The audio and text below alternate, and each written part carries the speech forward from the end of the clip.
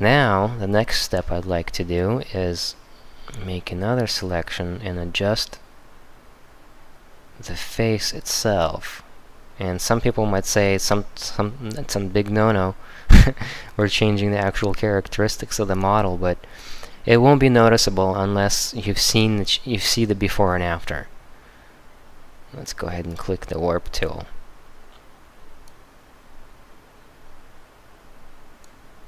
Compress this down a little bit.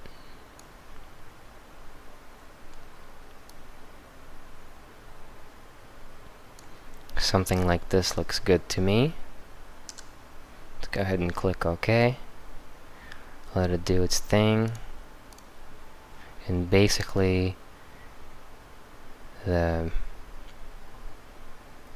before and after here. Not that big of a change, but the change was there definitely, and it changes the face ever so slightly.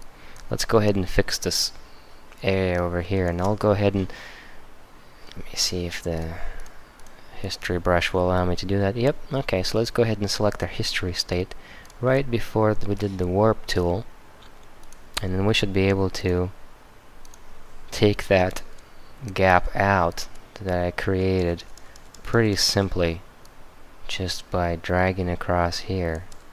Oops, as you can see, I kind of went in too far, and I'm actually showing the original area where the head was before.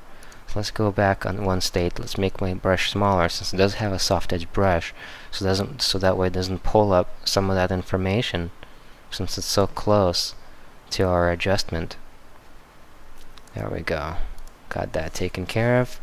Now let's go ahead and bring this image a bit closer and see if we have any more breaks in our image, and I can see one right here. I'll go ahead and drag that history brush across to make sure to fill that gap, and I think that's pretty much the only area we had to do that. Okay, so that looks good. Alright, so far, original and retouched, original and retouched. Quite a big difference, but we're still quite a ways to go.